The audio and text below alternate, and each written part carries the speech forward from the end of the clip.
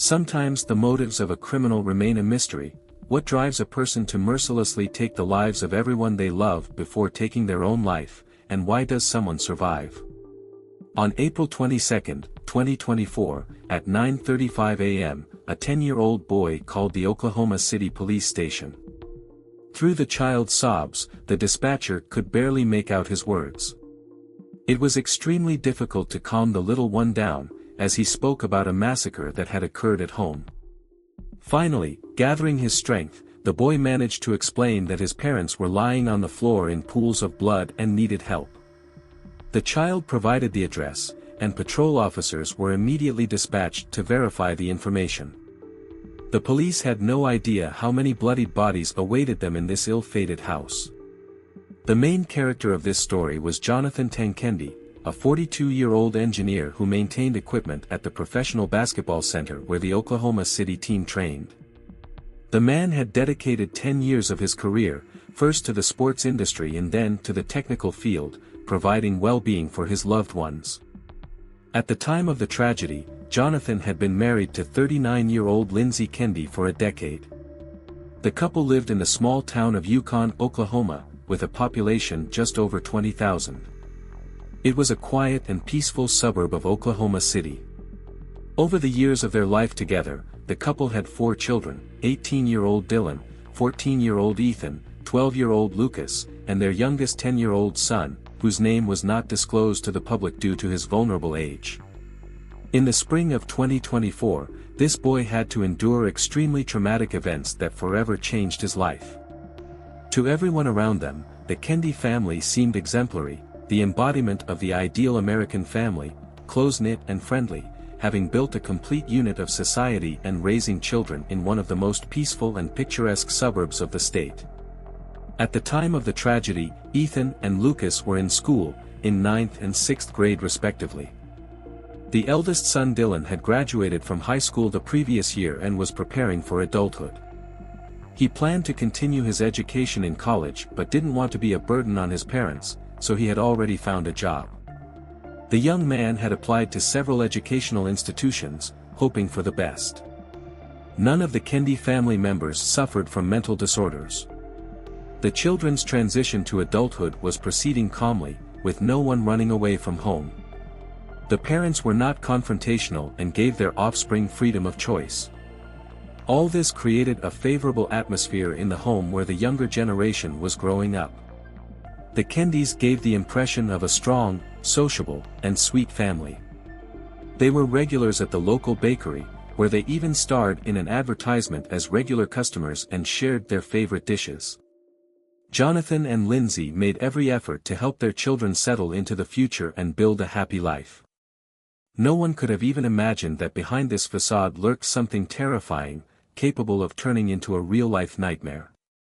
On the evening of April 21, 2024, a Sunday, the whole family gathered at home. The older children spent time with friends but decided to return earlier to prepare for the school week and go to bed. It seemed like a normal weekend for the Kendys, with nothing foreshadowing the shocking events to come. After dinner, Jonathon went to put the children to bed. Each child had their own room on the second floor. As the kids split up into their beds, they heard their parents arguing in the living room downstairs. It was hard to understand the reason for the conflict, but it was known that during this fight, Jonathon literally lost his mind. The tension was rising, but no one thought it could be dangerous, so everyone quietly fell asleep. In the room of the youngest boy, a fan was running, making it difficult for him to hear what was happening. Meanwhile, downstairs, a real tragedy was unfolding, which claimed the lives of 5 people. But what actually happened in the house, and who is responsible for this horrible crime? While communicating with the only surviving family member, some details became known. After the crime, a fire alarm went off, which, according to forensic experts, was caused by gunpowder gases formed during the shooting. The beeping of the sensor woke up the younger 10-year-old son of the family. Not understanding what could have happened and why the alarm went off, the boy decided to leave the room and check what was going on. Of course, the schoolboy was not ready for what he had to see. Leaving his room, he immediately noticed that the doors to his brother's rooms were open. Under other circumstances, this would have seemed strange, but now he thought that everyone had woken up from the alarm and left their rooms. The boy did not go into their rooms but looked from the stairs to the first floor. The light was on there. He called for his parents, but no one answered. Then he called his brothers, but only the beeping of the alarm sounded in response. The boy decided to go down to the living room, hoping to figure out what was happening. The first thing he saw was blood splattered on the walls and furniture. Mom and Dad were lying on the floor in the middle of the room. They were both in large pools of blood and showed no signs of life. Jonathon was lying directly on top of Lindsey, with a gunshot wound to the head. Scared and shocked, the boy rushed to his father and tried to bring him to his senses, not realizing what had actually happened. He saw bullet holes, felt that the bodies were cold, but refused to believe that his loved ones were gone. No matter how much he shook his father, he showed no signs of life. His mother also did not respond, so the child repeatedly called for help from his brothers, not suspecting that only he had survived. The crying child collapsed on the lifeless bodies of his parents but realized in time that he needed to call for help. Mustering up the courage, the boy called the emergency dispatcher. Then he went through his brother's rooms and everywhere saw the same horrifying picture. There was blood all around, and no one showed any signs of life. On Monday morning, the Oklahoma City police received an appeal from a 10-year-old child asking for help. The boy did not understand what had happened but said that someone had shot his parents. Despite his age and state of shock, he managed to orient himself and open the door for the arriving officers. Law enforcement officers and paramedics immediately realized that nothing could be done. Everyone had been dead for several hours, as evidenced by the rigor mortis and the state of the blood on the floor. The parents and older brothers were declared dead at the scene, the house was cordoned off with tape, and an investigation into the bloody massacre began. Forensic experts and detectives recreated the picture of what had happened with horror. The version of an attack from outside was immediately rejected. There were no signs of a break-in or the presence of outsiders in the house. Everything pointed to the worst-case scenario: the murder was committed by someone from the family. The 10-year-old witness was covered in blood, and for a moment, the police even suspected his involvement, as such cases also happen. But the behavior, condition, age of the boy, and the evidence quickly dispelled all doubts. There were no gunpowder gases on his hands or fingerprints on the gun. Forensic experts carefully examined the windows and doors for signs of a break-in to completely rule out staging. But everything in the house was in order, nothing was broken or scattered, and valuables were in place. They checked the recordings of street cameras, but there were only members of the Kendys family who had arrived from the store in the evening. No one else entered or left the house before the police arrived. The boy said that before going to bed, he heard his parents shouting.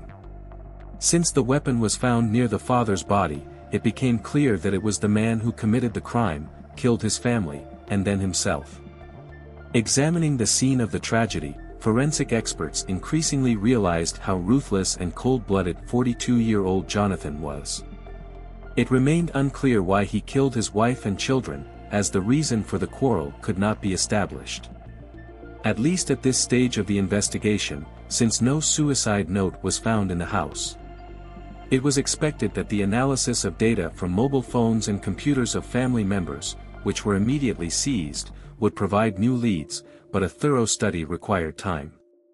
It was also unclear why a loving father and exemplary family man, having killed his children, spared his youngest son.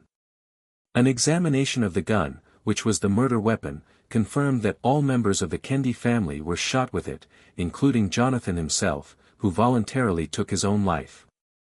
Only the fingerprints of the head of the family were found on the grip of the weapon, which finally dispelled doubts about the involvement of an outsider in the attack. It is noteworthy that none of the victims, not even Lindsey, had defensive injuries. It seemed that Jonathon's aggression was so sudden, unpredictable, and uncontrollable that no one had time to resist or fight for their life. Like a ruthless maniac, he first mercilessly doomed his wife to death. She was the only one who did not die instantly. While the woman was bleeding in the living room, Jonathon went upstairs and methodically dealt with his sleeping sons. Lindsey probably heard what was happening but could do nothing to help her children. Detectives considered this case truly unusual, as no one from the family's inner circle could even suggest that a decent father and loving husband like Jonathon was capable of such a thing. He had no criminal history, and the police had never been called to their home for domestic violence. That is why law enforcement officers considered versions of a robbery or attack by a third person for some time. But everything did not add up. This pleasant and sociable family had no enemies. And Jonathon had no obvious reasons for such aggression. However, the examinations allowed them to reject any doubts about his guilt. Police officers interviewed relatives and neighbors of the family to understand what could have pushed the loving family man to such an act. Everyone who knew the Kendys well assured that they were very friendly people with whom no problems had arisen over the long years of communication. They avoided any criminal situations and gave the impression of a decent family. Jonathon was a respected man, the last person one would suspect of being capable of taking up arms and committing something like this. In the community, he had an impeccable reputation, and neighbors and colleagues considered him calm and non-confrontational. Relatives experienced the greatest shock from what happened, as they did not notice any prerequisites for such an incident. When it became clear that it was Jonathon's doing, they flew into a rage, calling him a psychopath and refusing to even talk about him. It turns out that marital quarrels had happened before but very rarely and never took on a violent nature. Jonathon always behaved restrainedly, controlling himself. He did not show a propensity for aggressive actions, so what happened came as a real shock. People simply refused to believe in his guilt, but after the statement of the officers leading the investigation, they were stunned. Of course, everyone wanted answers to their questions. The media eagerly spread rumors, and it was only with great difficulty that they managed to protect the surviving boy from this attention. As it turned out during the investigation, on the day of the tragedy, the Kendi family did not contact relatives or friends. They spent the day together, only once going shopping at the store, and then the older children went out to meet with friends. But in the evening, the whole family gathered at home again. The little hero of this story did not notice anything unusual. It was a regular Sunday, and the father behaved calmly and did not show aggression in his presence. Disturbing information was provided by a 68-year-old neighbor of the Kendys, a man named Michael Boru. He and Jonathon had been friends long before the tragedy. They often helped each other, including with household chores. The men communicated quite closely, including on personal topics. Michael said that once Jonathon confessed to him about his problems. In strict secrecy, the head of the Kendi family said that he was suffering from depression. At that time, he was taking medication prescribed by a doctor to cope with this condition but hid it from many people. Before and after that conversation, Jonathon allowed himself unfriendly statements about his wife a few times. However, there was nothing terrible or justifying his aggression. There were no hints of betrayal or insidiousness, it seemed to be minor domestic problems, nothing serious. According to the neighbor, this happened a few years before the tragedy. Later, Jonathon claimed that he had managed to overcome his affliction, and the depression had receded. He no longer felt any problems. The negative attitude towards his wife disappeared. The man explained his former dissatisfaction with his wife by his painful condition. No one heard anything like that from him again. After that, there were no incidents or situations that would indicate a return of depressive symptoms. Just in case, investigators checked Jonathon's medical records. However, nothing incriminating was found there for the recent period either. At least, he did not seek help from psychiatrists or even psychologists. Of course, such changes, if they had occurred, would certainly have been reflected in his behavior and would have been difficult not to notice. But here, too, the police encountered a dead end, as no one noticed anything suspicious. Some relatives knew about the past depression that had occurred a few years ago. But there was no reason to worry about his current state. According to Jonathon's mother, even during that period, he quickly coped with the ailment. The depression did not affect family relationships. As everyone who knew the Kendys well claimed, whatever was bothering Jonathon did not seem dangerous. After the man overcame the depression, the couple became a happy family again. Detectives had no other leads. But could depression have returned to Jonathon? Could he have hidden its new manifestations from others? This was the only point that could somehow explain what happened and provide a motive for the man.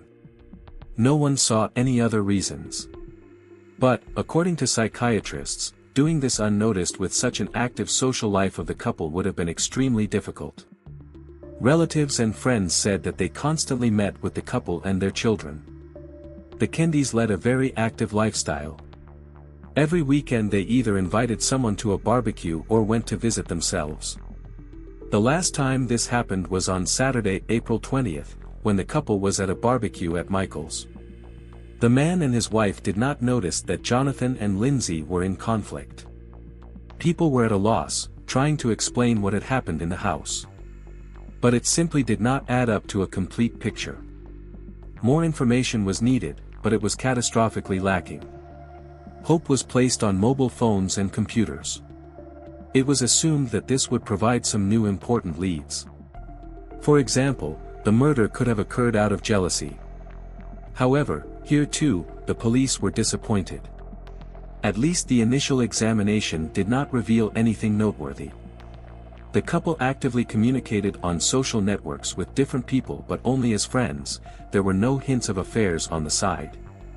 The version of adultery and its exposure had to be discarded, at least until the moment when the correspondence of the husband and wife would be thoroughly analyzed. Lindsey and Jonathon also made standard search queries, nothing alarming. The most valuable witness for the police was the 10-year-old boy, who for some reason avoided the fate of the rest of the family. He was taken away and placed under the care of relatives on the maternal side. During this period, many caring people wanted to help the child cope with problems. A fund was created to raise $100,000 to support the boy. People responded, and by mid-2024, there was already over $74,000 in the account, and fundraising continued. But in the spring, the child was of interest not only to those who wanted to support him with words and financially but also to law enforcement officers who were conducting the investigation. It was decided to postpone the conversation with the boy, as he was clearly in a state of shock and was experiencing what had happened very hard.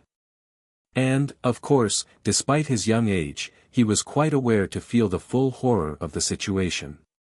Everyone he loved had become victims of a completely incomprehensible outburst of aggression.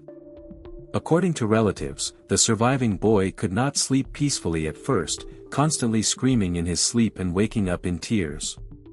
Several psychologists immediately began working with him, as there was a real risk, since once the child admitted that he did not want to live. All loved ones tried to help, rallied around the boy, which gradually made it possible to mitigate the consequences of deep trauma. Of course, he will still have to overcome many difficulties. As soon as the experts decided that the child was ready to meet with the police, it was decided to talk to him to get at least some information firsthand. To avoid further traumatizing the boy, a child psychologist was involved in the process, who made sure that the child felt comfortable and did not get nervous. The work required a very delicate approach. The specialist carefully worked out the questions with the investigators, compiling a list of the least traumatic ones, in his opinion. Despite all the efforts made, the words of the 10-year-old schoolboy did not differ much from what other people familiar with the Kendi family said. He did not understand why his father decided to kill everyone. The hero of this story heard his parents starting to argue heatedly about something when he was going to bed. However, with his childish mind, he could not comprehend what exactly they wanted from each other. A fan was running in the room, making a lot of noise, and eventually, the boy dozed off. He was sure that it was this monotonous hum that drowned out the sounds of gunshots from the pistol. The child also confirmed that Jonathon had never been cruel or aggressive. The father did not raise his hand against either the children or his wife, Lindsey. The detectives were interested in why no one else reacted to the shooting that began in the house. The other children of the family should have heard their mother being shot and falling to the floor. But, judging by the position of the bodies, no one reacted to what was happening. The children were simply fast asleep and were shot in their sleep. That night, fate was on the side of evil. However, Jonathon used a small caliber pistol, which did not make too much noise when fired. According to forensic experts, this explained why neighbors could not hear anything at night. However, it remains strange that none of the Kendi children who were in the house heard anything and did not wake up until it was too late. The older boys said that fans were turned on in all the rooms, and perhaps the brothers also turned them on and did not hear the shots because of the same monotonous noise. Despite all the efforts of the police, no new information could be obtained from the child. Law enforcement officers had to ask him unpleasant questions regarding the details of what happened, the location of the bodies, and the amount of blood. Eventually, the boy became nervous and started crying. The child psychologist decided to stop the process so as not to exacerbate the trauma, and the detectives were left with nothing. According to relatives, after meeting with the police, the boy became even more nervous. He needed the help of psychologists to cope with the new blow. He had just begun to recover, and the questioning again awakened feelings of fear, despair, and helplessness in him. In the end, it was decided not to disturb the child anymore, including in order not to attract the attention of the media to the schoolboy. Journalists were definitely less tactful, so joint efforts were made to ensure confidentiality for the boy. Despite all the efforts of the specialist who was present during the police communication with the child, it seemed that all this negatively affected him. The boy lived with his aunt, who was appointed as his official guardian during this period. It is assumed that after the necessary amount is collected in the fund, she will be given the money that she can use to help her nephew cope with psychological problems. He still often has panic attacks, and problems with sleep and nightmares have not disappeared, despite all the efforts of doctors. The surviving boy's aunt believes that the money should be enough not only for rehabilitation but also for him to get an education and build his life in the future. Although all this, of course, is little consolation and will not help bring back loved ones in any way. In any case, he will have to go through a long and difficult path of recovery, during which the child is supported by all loved ones all this time. In the end, the detectives were able to recreate an approximate picture of the tragedy that occurred. After an argument between the parents, the tension in the couple increased, and the man grabbed a weapon. First, he shot his wife. Lindsey was seriously wounded, fell to the floor, and was bleeding. The woman quickly lost consciousness but was still alive. Unfortunately, what happened did not stop the criminal. On the contrary, he was still armed with a pistol and seemed to be out of his mind with rage. The killer began walking through the children's rooms. The first person he met was 18-year-old Dylan, and the father shot his child in the head without hesitation. As it turned out, the eldest son used earplugs, perhaps so that his parents' quarrel would not interfere with his rest before the work shift. It is possible that without them, events could have developed according to a completely different scenario. The shot to the head instantly killed the young man, and Jonathon headed to Ethan's room. The child was also shot in the head, and the same fate befell 12-year-old brother Lucas. Only the younger 10-year-old son remained alive, and what contributed to this remained unknown. Perhaps the father deliberately spared the younger child, or perhaps he simply miscalculated, got confused, and accidentally did not go to his room. In any case, Jonathon then went downstairs and returned to the living room. Apparently realizing what he had done, he put the gun to his head and pulled the trigger. Within a few minutes, 5 out of 6 members of the Kendi family were dead. On April 23, the baseball team in which Ethan played held an event in memory of the victims. Everyone who was not indifferent to the fate of the family and the surviving boy came to honor the memory of the victims. 39-year-old Lindsey was remembered by everyone as a devoted mother and loving wife. She was a housewife and did everything to make the children feel comfortable. 18-year-old Dylan was remembered as a kind young man who supported his family in every possible way and was ready to do anything for his loved ones. 14-year-old Ethan was a funny boy, very smart and close-knit in the team.